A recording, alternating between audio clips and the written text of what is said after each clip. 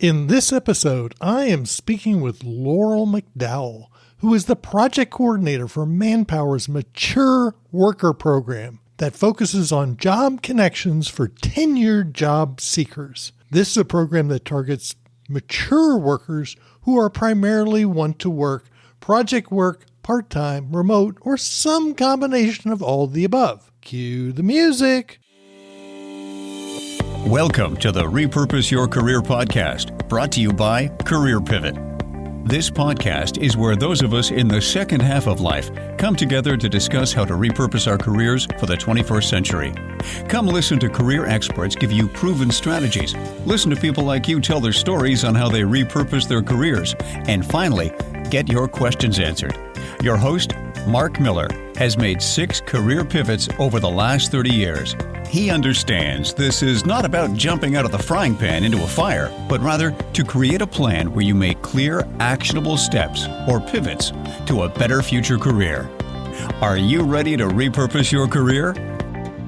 Welcome to episode 324 of the Repurpose Your Career podcast. My name is Mark Miller, and I will be your host every Monday for a discussion on what it's like to repurpose your career. In this episode, I am speaking with Laurel McDowell, who is the project coordinator for Manpower's Mature Worker Program that focuses on job connections for tenured job seekers. This is a program that targets mature workers who are primarily want to work project work, part-time, remote, or some combination of all the above. Let me read Laurel's bio. Laurel McDowell is project coordinator for Manpower's Mature Worker Program that focuses on job connections for tenured job seekers.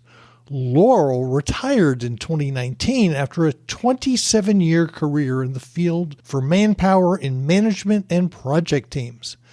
Manpower Executive Management, in their wisdom, realized that there was a wealth of knowledge about to walk out the door forever, and so to continue to benefit from Laurel's knowledge, expertise, and ideas, they found a way to retain Ms. McDowell in a position that was relevant to her, interested her, and met her needs and preferences at this stage of her life. As an unretiree, Laurel can relate to seasoned talent and works to connect them with opportunities that fit their skills and goal. Prior to Manpower, Laurel excelled in a 25-year career in retail management and was president of a hospitality corporation. She holds a bachelor's degree from Edinburgh State University as well as other specialty certifications. Currently, she is a contributing participant of the Living, Learning, and Earning Longer AARP-sponsored international consortium and a member of the Encore Network. Representing the program, she has been featured by Fox News, Wall Street Journal, AARP, Business Insider, SHRM Magazine, and other publications and podcasts. This program primarily targets workers who have retired or are planning to retire but want to continue to work some. This includes a wide range of industries and positions, and as you will hear, Laurel and her team are very high touch. They will help you along in your journey. This episode is sponsored by the Career Pivot community, but more on that later. Without any delay, let's get to my discussion with Laurel McDowell. Welcome to the Repurpose Your Career podcast. I have the real joy of having Laurel McDowell on the podcast, and she helps run Manpower's Mature Worker Program. Welcome to the podcast. So happy to be here today. Thank you so much. Laurel, you run a mature worker program? What the heck is that? Actually, here's the origin of everything. So Manpower saw the compelling need to have such a program because, globally, we're in a 17-year high worker shortage. And it was necessary to look at the pools of job seekers and see where the undersourced and underserved populations were. And one of those is obviously the mature job seeker. And so we are going about methodically with a program to reach out to that population with specialized team that understands their needs and their goals and preferences, because we are mature as well. We're in that same group, and so we can relate to them really well. So that's how this all got started. Now, you're a mature worker and you actually retired. I did. I retired almost 4 years ago. Well, actually, I did retire 4 years ago, but I came back 2 months later. You see, whenever I had my extensive career with Manpower in the field as a market manager, and I came to the retirement stage of my life, I guess the company decided that they really didn't want to see all of this experience, tenure, and wisdom just walk out the door. And they were astute enough to recognize that I could still be of value to them, a good contributor, if they could meet what my new preferences were at this stage of my life. And what were those new preferences? Well, the new preferences were I really wanted to focus on something where I truly felt that I could make a strong contribution in something that was creative. And also, I didn't want to have a lot of windshield time, driving around for my job.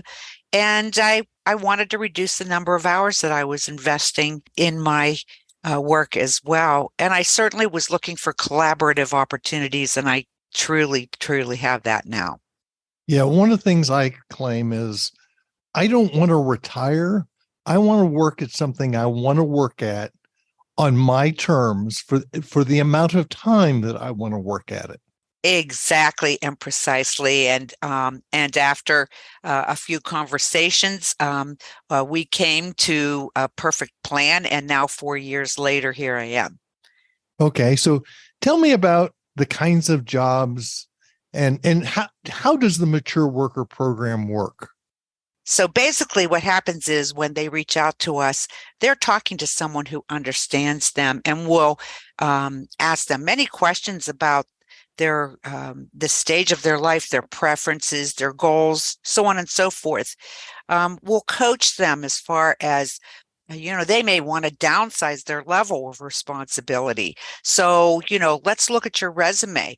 We maybe need to rebrand you so that we pull out your transferable skills rather than not so much, what your title was, but what are you capable of doing? What do you have to offer? What do you bring to the table? What do you want to bring to the table? Which of those skills that you used in your past career would you like to capitalize on in your next role? So they get coaching. They also get advocacy because we are that bridge. We bridge the gap between them and a new prospective company where they could be placed. And, many mature job seekers haven't had to look for a job forever. There's a lot of long-term career people out there that stayed at one company and just elevated their position or their station throughout the years, and they just don't really have a clue as far as how to connect with the right opportunity that would meet their needs. So we help them with that as well. So tell us about the kind of jobs. Are these full-time jobs, part-time jobs? Are they permanent jobs? That is a really good question. All of the above. So we have individuals who are looking for project type work so that they can work for a few months and then have a couple months off to pursue other interests that they have, and then come back and work another opportunity with us. We have others that truly are looking for, a permanent role, and we can source that for them as well. They're actually never what you call a temporary associate on assignment. We also have full-time and part-time. I will say that the majority of the work that we do see is full-time. However, there are some great part-time and more flexible opportunities out there as well. A lot of those are in the call center space, customer service roles, where you're listening to people, you're looking up information, you're using multiple screens to access, what you need to provide excellent service. You're being empathetic, calm. You don't take things personally. You're a great problem solver. Of course, we know these are all touted great qualities of the mature job seeker as a general population. So a lot of them are customer service based roles. However, we do have, inside sales, virtual roles available, and it changes all the time. But once we find a sweet spot for a candidate, then we try to build upon that for them and keep providing those types of opportunities, unless they're straight in perm with us. And by the way, I do need to say that there is never any charge to our job seekers or for any placements that we do at all. As we discussed when we met last week, I actually worked for Manpower when I was a very young man. Manpower, traditionally, I've always thought as being a temporary service, filling holes. But what you're telling me today is it's that and more. Absolutely. The roles that we are filling are really critical because there are a lot more open opportunities out there than there are people seemingly looking for a job. A lot of people dropped out of the job market during and right after the pandemic, and they learned how to survive with, gig type work. And now they don't want to go back, many of them, to the position they had before, even if they have been, welcome to go back, because it just doesn't fit their needs anymore. Well, what this shortage has done, and it is slated to continue to grow, has been to open the doors for the mature candidate now, so that companies are now looking at our population of job seekers much more seriously, because they have to. And the strange thing is, Mark, that 45% of HR professionals will tell you that they think that the mature worker is dependable, honest, a lot of integrity, very industrious and productive on the job, and many other great details. However, only 19% of employers are looking to the mature job seeker population to solve their critical shortages, but they're going to have to in order to survive and thrive in today's world. They're going to have to do that. And so this is really our time. This episode is sponsored by the Career Pivot membership community. The Career Pivot membership community is a group of people from all over the U.S. and Canada with diverse backgrounds. This is a community where everyone is there to help everyone else out figure out what they want to do in the second half of life and then make it happen. Many have made changes that they did not know existed or was possible when they came to the community. They learned from each other and broadened their horizons on what was really possible. Let's hear what Russ said about being part of the community. At first, I got a lot out of the community, just meeting new people and finding folks in my phase of life. And that was really encouraging. As I've been in it a longer time, I'm now realizing that I have a community that knows me. And this is people who know me in a new way. And that is something that I've really come to realize, that it's I don't really want to part with it. It's valuable in terms of support. It's also valuable in terms of accountability. And I find that, I always get questions asked to me. I also learn things. For example, the idea of pivoting to do some online appearances is an idea that came out of a career pivot We had an evening where we talked about how to do that. I'm also teaching classes with something called Get Set Up, and a member of the Career Pivot community kind of recruited me to come teach classes with Get Set Up. So it was a good contact. I'm over 60 and heading toward the middle of that decade, and I find that we are a unique group. Some of us, like me, don't ever have plans on retiring. We just want to find work that we love for the rest of our life. You can't just join the community. I bring people into the community every few months in groups.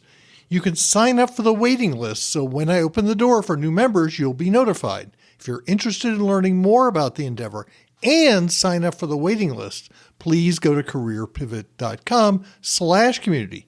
Now, back to the episode. Are these remote jobs, in-person jobs? Well, we have both, but we try to focus on the remote opportunities for our mature candidates because that's what their preference is, especially if they learned to work from home during the pandemic. And now they've got their office all set up. They've got their comfort level. People know when to not bother them when they're on their work hours in their home office. And they really have come to rely on the fact that they can choose to have remote opportunities. And so that's what we focus on for them. Our goal is to try to focus on the candidate, not the job. Let's focus on the candidate, find out what their needs and preferences are, and meet that need where they are. Because what we find is, retention rates go sky high whenever you do that, whenever you really focus on the person looking rather than the job itself. I would imagine some of this is seasonal. So is there some seasonality to the type of jobs? Yes, the type of jobs that would be more seasonal, though, tend to be more in manufacturing. And what we have learned over the short duration of our launched program is that most individuals aren't looking for industrial work. They might do, light industrial, packaging, light assembly, and things like that. But although they may be capable of doing a heavier type of industrial work, they just don't choose to anymore because they don't have to. So we do focus mainly on clerical, administrative, supervisory type roles for our Manpower Mature Worker program. And we find that overall, that is what people are asking for. So when you are talking about the light industrial type roles, it is seasonal because you're talking manufacturing up and down. Also, some of the contact center roles are seasonal because you might be covering needs for tax season, or a inside call center where you are working an order desk for gift giving and so on and so forth. So when you think about life happenings and what goes on, you can sort of see where there might be some seasonal needs. Now, for the mature job seeker who wants that type of role where they can work for a few months and then have a break and then start work again, those roles are perfect for them. It's interesting. I'm a geek. My wife is the exact opposite. So I will, like right now, I'm looking for a new bike and I'm online and I'm pulling down the specs. My wife would just simply call somebody. That's right. That's right. Exactly. The difference in shopping habits and so on and so forth. But yes, so, for sure, contact center roles are critically important and growing all the time. There are a lot of retail operations who can't keep their bricks and mortar staffed anymore. And you see help wanted signs everywhere. But whenever you think about virtual contact center roles, there are a lot of them, but people want them, and not only mature job seekers, because they can serve a lot of purposes in your life and allow you some flexibility as far as taking care of family needs and so on and so forth. So, yeah, contact center roles are just perfectly ideal for being virtual. I believe that they're certainly not going away and will increase exponentially in the future. So the one thing this brings up is, as these jobs are virtual, is there regionality to any of this? I.e., if I wanted to hit the road and work from different places across the country, are companies comfortable with that? This is a very, very good question. I'm glad you brought that up. Yes, companies who let you work virtually are fine with you working from anywhere. And so it does open up so many possibilities for you. I will state, though, that most of the government agencies that have contact center roles where you are providing, customer service to their clients and inquirers, they generally require that you live within, say, 50 miles of the actual physical location, because the work is so critical that if something should happen that you need to be called in and work, from the actual facility for weeks or even permanently, they want to know that you would be able to do that. So you may be even trained at the physical location for 2 to 6 weeks and then go remote after that. But they do want to know that, if need be, that you could commute to the physical facility and work that way as well. Well, I've seen some jobs where they say you have to live within these 5 states, because they had a physical presence in those 5 states, and they were set up to collect state income tax in those 5 states. Exactly. So that would be another reason why a government entity would, or another might say, you have to live in the state of Missouri or what have you, because, you're serving people from the state of Missouri and you're earning money here, and we want you to be a resident here as well because of that. Yeah, because one of the things I see is, my buddy Richard Eisenberg, who's been on the podcast, he's talked about, he lives in New Jersey, but he has sons in California, so he'll go out for weeks at a time, just work from there. Right. And that's some of the flexibility that many of us who are at this age, who want to be, I like to say, digital nomads, want the flexibility of a remote job and be able to do it from anywhere. Absolutely. As a matter of fact, I'm traveling out of town tomorrow for 3 days, but my work goes on and everything will be just as if I'm sitting in my, a regular home office. If someone wanted to look at what jobs you have and more importantly, want to reach out and contact someone, how do they do that? Well, if you would like to generally look at those opportunities that Manpower is advertising for, you would go to manpower.com. Any job seeker can do that. You can put in your location, your locale, or you can type in the word remote or virtual. Do understand that, as with all job boards, that if the word remote is in the description as this is not a remote job, that will still come up. So you do have to think about, the fact that can happen. But you can put in distance from home.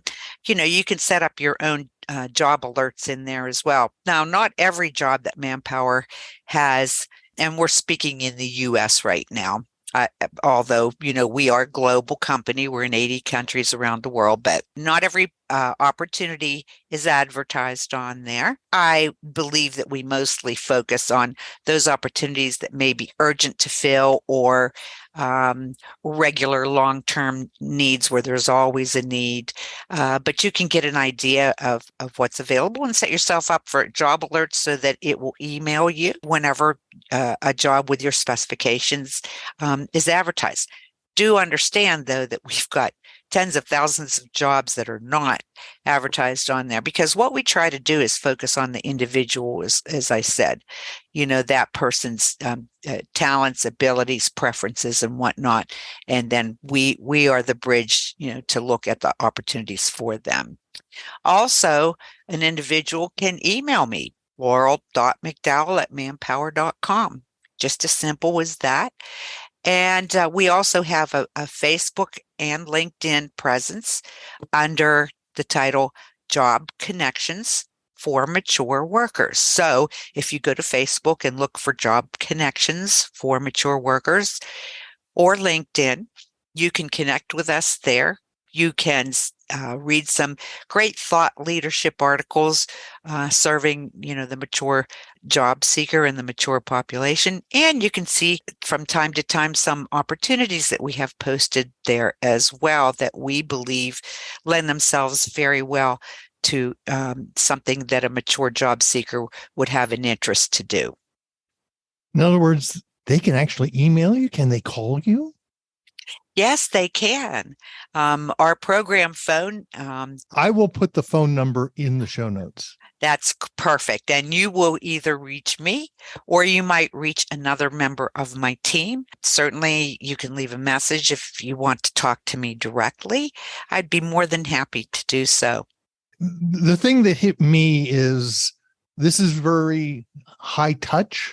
Yes, it is. As a matter of fact, our company was founded originally on the white glove treatment. And so when individuals would go out into the field to meet with companies about possibly helping supply great talent to them, they would take a box with white gloves in it to demonstrate that they wanted to give that company the white glove treatment. Well, now we want to give our job seekers the white glove treatment, and that's where it all starts right now. I had Chris Farrell on the podcast several years ago when he wrote the book Unretirement. And one of his comments in there was, at some point in time, employers would have to look to older workers because there just wouldn't be enough. But he wrote about the fact that unless HR business practices changed, that older workers would continue to be screened out. And this is the first time I've seen a program from someone like Manpower that's really targeting those of us who are in the second half of life. Absolutely. And let's face it, it's the right thing to do. We Manpower wants to make absolutely sure that we are meeting our diversity, equity, and inclusion initiatives all around the way with all populations of individuals. And this is one where we believed the time has come to focus on the mature job seeker and to help them and to bridge the gap for them to opportunities. And so here we are. And yes, this is the time. This is our time. This is the time of which he spoke, where we have such an incredible talent crunch and not enough people that are interested in looking for jobs and filling the jobs. And so, we're looking to the population of individuals who can really make a difference for companies, who have the desire to stay. They're not necessarily looking to jump around to different companies. They are loyal, they're dependable. They come with ready skills, and they're ready to solve this problem, and so we're ready to help them. And I will include all the contact information in the show notes, including the phone number, Laurel's email address, links to the LinkedIn and the Facebook pages, everything. Well, thank you so much. That is so very accommodating and generous of you, and I really appreciate that very, very much. Well, Laurel, thank you very much for being on the Repurpose Your Career podcast. It's my pleasure, and I'm hoping that we can help, many people who are listening to this podcast repurpose their careers as well. We know how to do it. I did it. You can do it too. I hope you found that discussion useful. The links and phone number of everything that was mentioned can be found at careerpivot.com/episode-324. Do not hesitate to call Laurel, as she is passionate about helping people just like you. Take a moment, go to careerpivot.com and sign up for the weekly Career Pivot Insights newsletter, which is sent out every Sunday. You'll get a weekly update on this podcast, white papers, and new blog posts. When you subscribe, you will receive my latest white paper, Ageism, the Last Acceptable Bias. While there, do not forget to check out the Career Pivot community, which can be found at careerpivot.com/community. Feel free to connect with me on LinkedIn. Look for Career Pivot on LinkedIn. Thank you for listening all the way to the end of the Repurpose Your Career podcast. You will find all the show notes at careerpivot.com/episode-324. You can also subscribe to the podcast on Apple Podcasts, Stitcher, Google Podcasts, Podbeam, Overcast, Spotify, Pandora, Amazon Music, and lots of other places where podcasts can be found. In fact, this podcast can be found on the Repurpose Your Career podcast channel on YouTube. Hope to see you next Monday for another episode of Repurpose Your Career podcast.